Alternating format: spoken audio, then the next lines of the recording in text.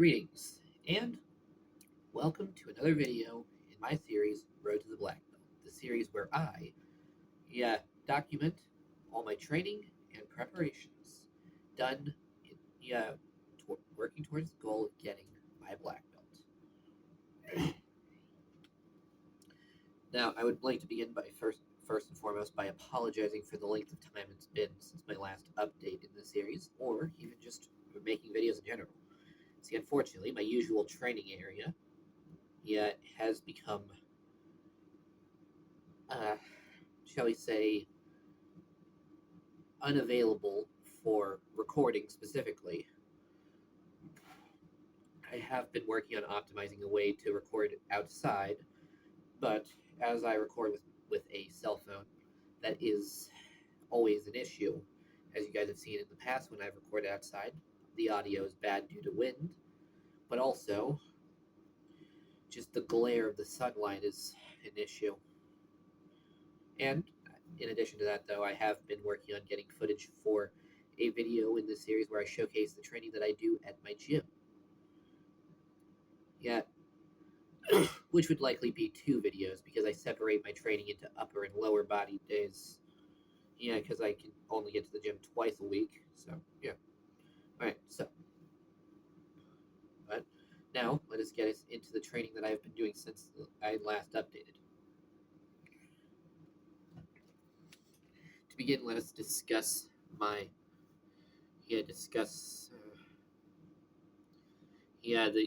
my usual technique work. It is as I generally have showcased in my previous videos. Simply practice the basic punches. Yeah, yeah, punches for about 3 sets of 30. 30 on both. 3 sets of 30 on both sides. Then, the same thing with the blocks. And then the kicks, and adding in specific drills for the kicking, both such as the 3-point kicking, for both control and edge alignment, as well as the additional practice of the snap itself.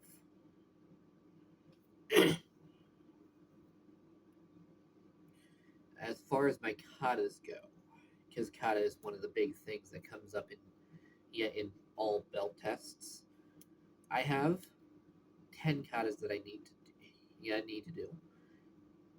For it. But let's break this down real quick. First, there are the 3 Taikyoku katas.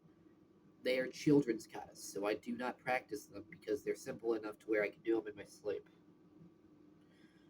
Then, there are the 5 Heian katas.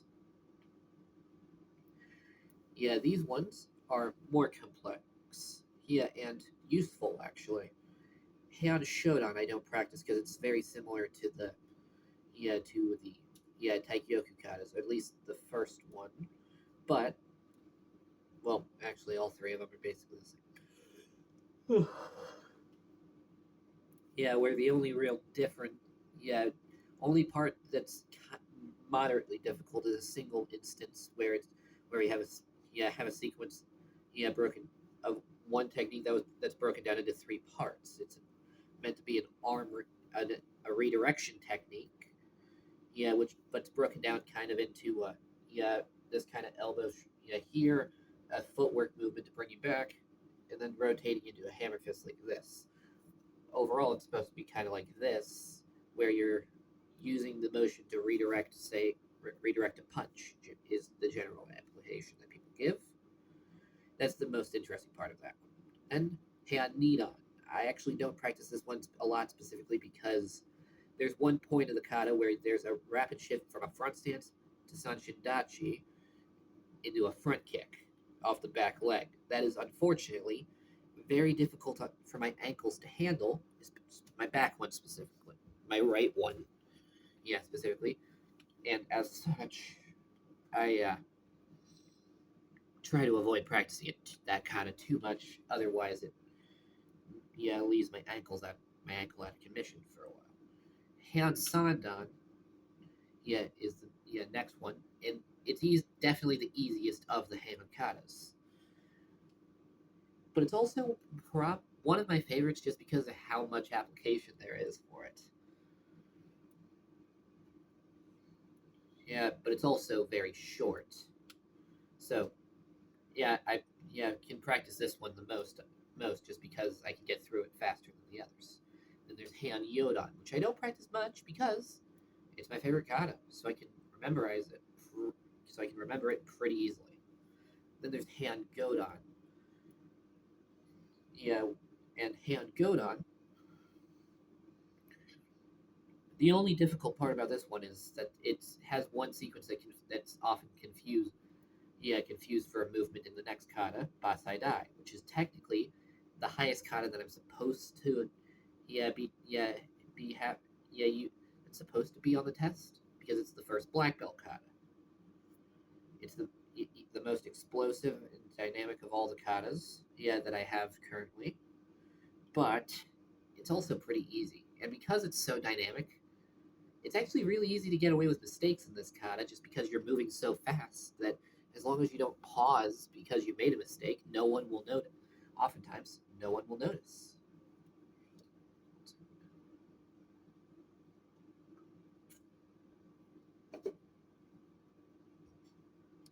And they actually put this one on my brown belt test, so I'm fairly certain that I won't have any problems with this one, unless they require me to do it back to back multiple times.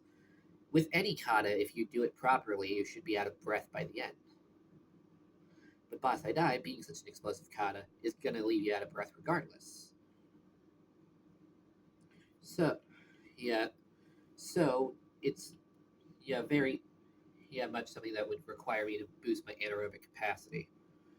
And then now finally we have Teki Shodan, or Naihanshin Shodan is the original name. It's actually one of my favorite katas for the training aspect specifically because it's all about body mechanics. And this is the easiest kata. It's some people have in my class have some difficulty with it because of the coordination involved. But like I said, it's all about body mechanics. Once you got the body mechanics, it's really easy. And I have the body mechanics. It would be weird if I didn't. Given my qualifications.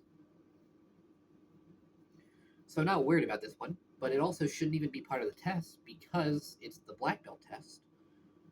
So it would just go to the first black belt kata, which is Basai Dai.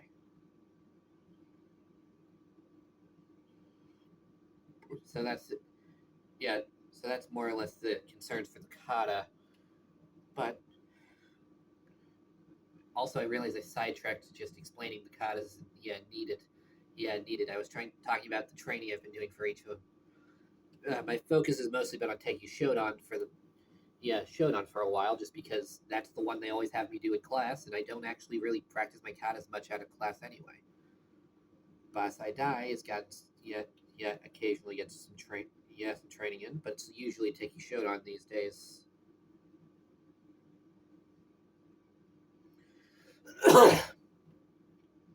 Okay, moving on. Let's talk sparring, the thing that people are most interested in. Now there's three main things that have been the focus in sparring lately. First, since I finally got headgear and people started throwing stuff at my head, I've been able to massively improve my defensive capabilities to the shots thrown at my head. Two, I've started experimenting with some techniques from another karate style called Taido, which is about acrobatic movement. Specifically, two techniques from Taido that I've taken are the shrimp kick and the cartwheel kick. The shrimp kick is basically a spinning back kick where you put both your hands on the ground and aim your kick upwards, primarily used as a counter for forward momentum. I haven't actually successfully landed it, but the threat of me using it has actually acted as a pretty good deterrent to people who get aggressive in sparring. So I either go for it or make it look like I'm going for it, and then they defend it by creating distance, but it's got taken the threat away. And the second one is the cartwheel kick. Unfortunately, for quite a while, I've primarily been throwing it the way Saenchai throws a cartwheel kick, rather than the Taido method, where with the Saenchai one, you're fully upside down when you throw the kick. But with the Taito one, it's more of a half cartwheel where your body's kind of perpendicular with the floor, like this. These being your arms, these being your body, and you kind of throw like a side kick with it rather than the roundhouse that I have been throwing with it. And the third thing is I realized that most of my stuff in sparring is based around hyperaggression. But because of that, my defensive techniques have fallen behind. So lately, I've been doing a thing where at least one round of every sparring session, I go defense only, so that I am able to properly allow my defensive techniques to catch up. My hand fighting's massively improved. My head movement's gotten better. My ability to frame, especially with my feet, has improved quite a bit.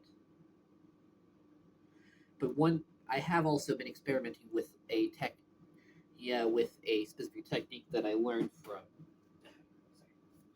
this book here by Motobo Shoki. This guy right here, old karate master. The technique he demonstrates, and one of the techniques he demonstrates in the book involves you holding down a person's passive hand, or even defending and then holding down their attacking hand with your hands, so that they can't use those hands to attack you. I've been using that to quite a surprising amount of success in sparring as of late.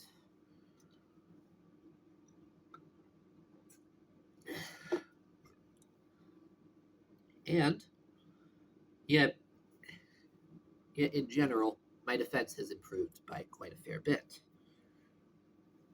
So I'm planning on keeping this up. Okay. Now, enough of the training specifically. Time to talk about something that'll probably get its own video here soon. But like I mentioned, in previous videos, one of the primary things that I need in order to advance to the black belt is teaching time. Specifically, I had to get a minimum amount of time in teaching the class myself. Unfortunately, we aren't actually. No one's ever actually sure what the actual time requirement is. Some people say 1,000 hours. Some people say 1,200. Some people say 1,400. I have no idea. But the thing is, in order to the idea here is, since black belt is the teaching rank, where you've officially become an instructor, the goal is to make sure that you're accustomed to teaching, or at least have an idea of what you're doing before you start teaching, so you aren't just getting thrown into the deep end, so to speak. It is for this reason, that I've decided to make a curriculum, for when I start teaching, because I feel it's the most sensible thing to be doing. Because there's a reason curriculums exist. Heck, the belt system, exists because of the concept of curriculums. Jigoro Kano, from the founder of judo, created the belt system as a way of marking where a person was at in the progression of the curriculum. So I'm making a curriculum, and it is for this reason that I've actually been consulting a fair number of of a fair amount of the text of a number of the old masters.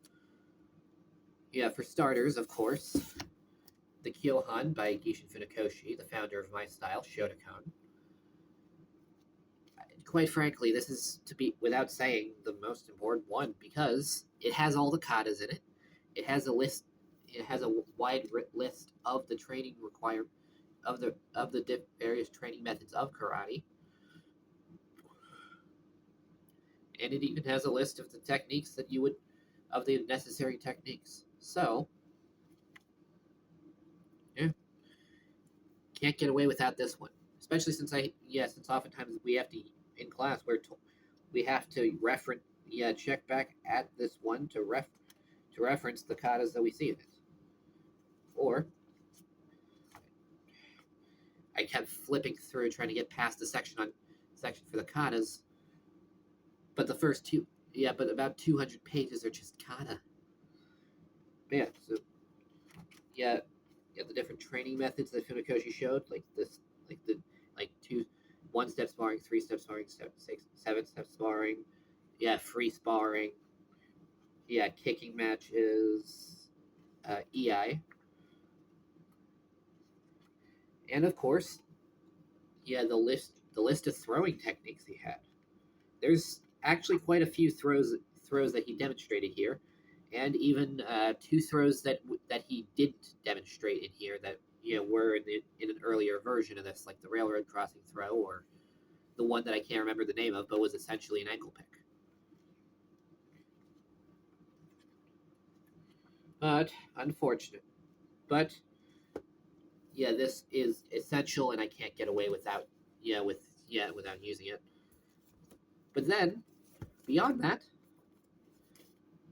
Classic Karate by Masoyama, one of my favorite books, period. Yeah, it's definitely one of the best ones that I found over the years for collectivizing all the basic techniques of karate, showcasing combinations for one, and training methods. Heck, one of the my favorite things about this book is this is the one that actually taught me how to use the rotating block. I couldn't understand it beforehand. Just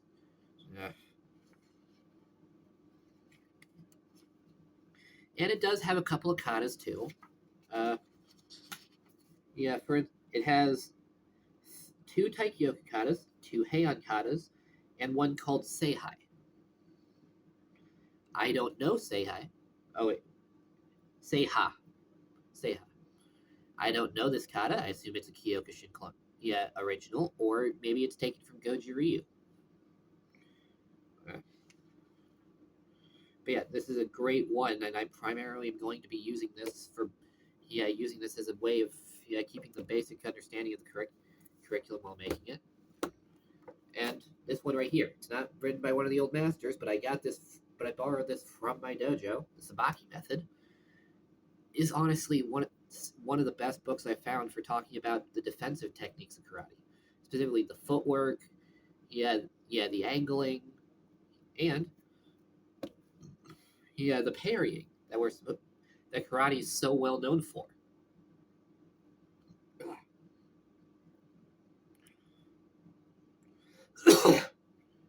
and on top of it, this book actually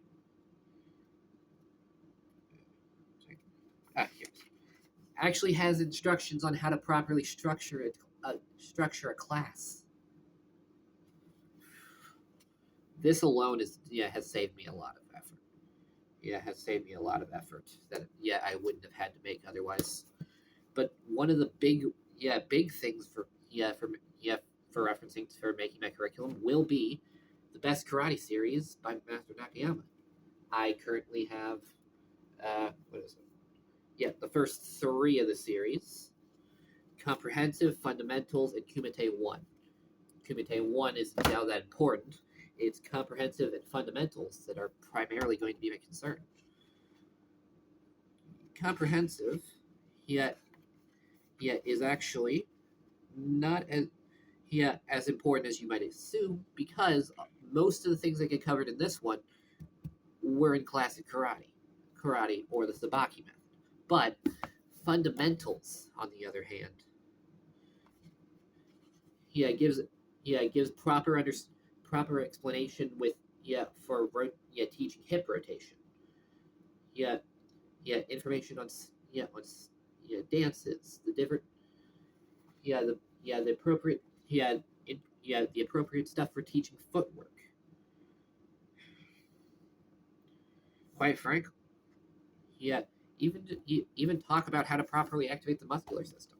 Genuinely speaking, Best Karate is going to be invaluable with creating this curriculum, especially with it, basic lessons like hip rotation, because the comparison that he uses, specifically using a baseball swing to teach the swing of a baseball bat, using that to teach hip rotation is genius, because it is basically the same, at least when you were talking about the reverse punch.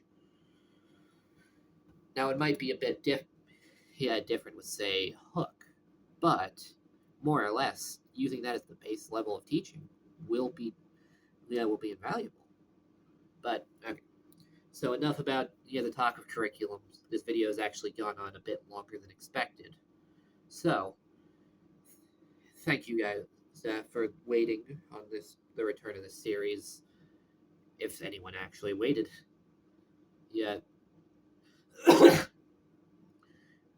The next video will likely either be that gym one that I was talking about, or a video on me actually, discussing my version of the curriculum that I'm developing with you guys. Whatever one you guys want to see, or if you guys want to see something else entirely, let me know in the comments below.